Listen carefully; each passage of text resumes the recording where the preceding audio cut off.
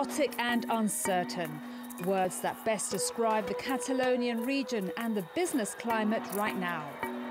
All of this is driving companies out of Catalonia. Ultimately, what we are giving is the competence to say in the first instance where an entity's domicile is located to the board of directors. Obviously, if the board would later want to modify this plan, it could do so by modifying its statutes. Drug maker Horizon Genomics became the first listed company to announce it's moving out of Catalonia to Madrid.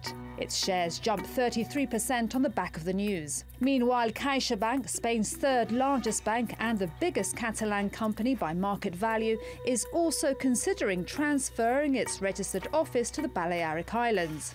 Sabadell, Spain's fifth largest bank, confirmed it will move its headquarters to Alicante, but won't transfer any staff. The move would ensure the banks remain within the Eurozone and under the supervision of the European Central Bank. And it looks like more companies will follow suit. Spain passed a decree on Friday, making it easier for businesses to move their legal domiciles out of Catalonia. The decree will remove the need for shareholder approval. Spain's main index, the IBEX 35, fell almost 1% after jumping 2.5% on Wednesday on optimism that separatists would take a more conciliatory stance. Meanwhile, Catalonia's debt also faced further selling pressure. Its 10-year government bond rose 3% to a 13-month high.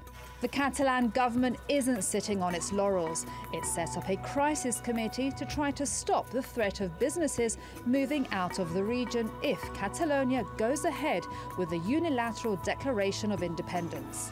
I ask for a ceasefire, although Spain hasn't given us a truce. We should not create a climate of boycott with regards to where a company is headquartered. Crunch time for doing business may come on Tuesday, when the Catalan Parliament is due to discuss the outcome of the disputed referendum. That's if Spain's Constitutional Court doesn't suspend it again. Maria Ramos, TRT World. And Maria's here for more on what's happening in Catalonia. Maria, so the IMF also weighing in on what's happening. Tell us a little bit more about what's happening there. Absolutely. So the IMF have talked about what could happen to Spain as a whole. Let's not forget where Spain was in 2008 and where it is now and how far it's come. And what they've actually said, the chief of the mission, Tressa, she said, the outlook for the economy is strong. However, prolonged tensions and uncertainty could weigh on confidence and investment decisions. So, this is for the Catalan economy she's talking about, or the Spanish economy? Spain in general. Okay. Spain in general. So nothing specific yet for the Catalan economy. Right. But trouble ahead is what the IMF is saying if Catalan does break away. Absolutely. Maria, you've reported extensively from Spain, especially in the aftermath of the 2008 crisis. What are people in the country telling you about where it is today relative to where it was back then and how they're facing up to this latest constitutional crisis? Well, if I take an example, I've seen Spain go up and down, as you said, from 2008 to where it is today. Families who are still unemployed, 2 or 3 members in the family still without jobs, affected by the 2008 crisis. And this is not great for them at the moment. It's not what they need. I also just spoke to a Catalan businessman who is pro-independence, and he talked to me about the subject of normality, what it means for everyday people. And he said, look, before we speak about what it means, we just want to vote. Please get that message across. We just want to have our say.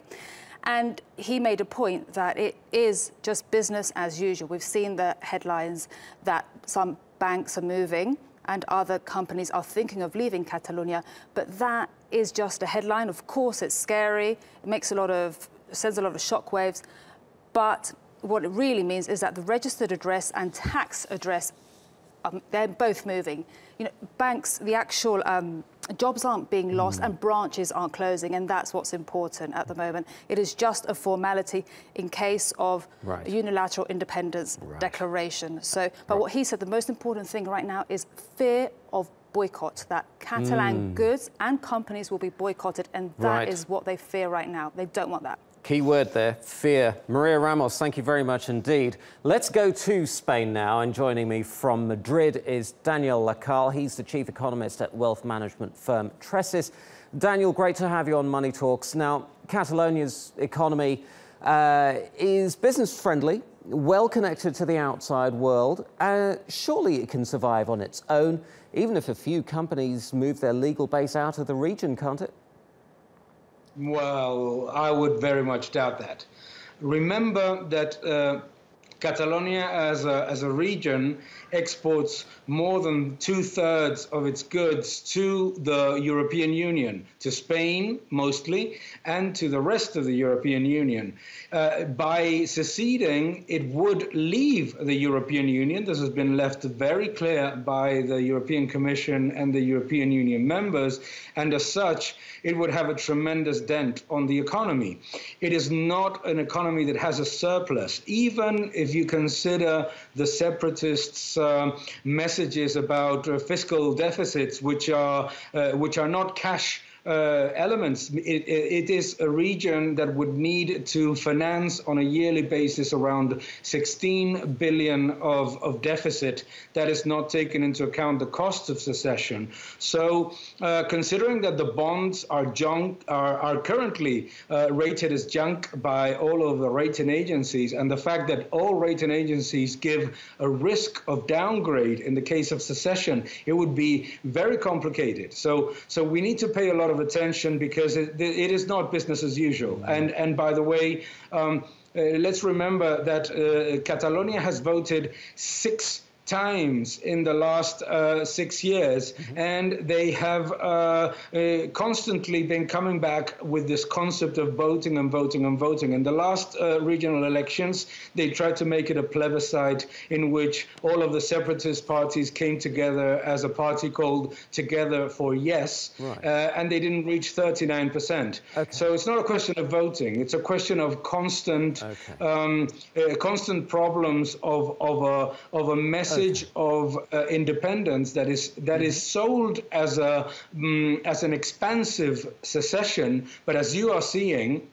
Catalan companies that are based in Catalonia, global companies, and it's just not just banks, it's automobile companies, Daniel, it's energy companies are leaving. Right, Daniel, if I may just jump in there for a second. Now, these are concerns, I grant you that. But some of those people who want independence might say that these are short-term concerns, but when they look on the long term, they see a great deal of economic strength. And they see an economy that is the same size as Portugal, the same size as Denmark. These countries do trade with the rest of the EU.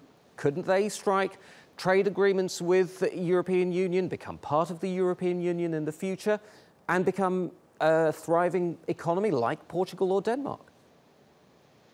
Well, I wouldn't consider the Portuguese economy as a thriving one. It's got 137% of debt to GDP, and it's had to be bailed out by the European Union. It's improving, but it's not a thriving economy. The Danish economy is not the Catalan economy. The Danish economy is one of the economies with the highest level of economic freedom. The Catalan economy, even if you consider it on a separate, is a very intervened economy in which there are significant risk, particularly in terms of government spending.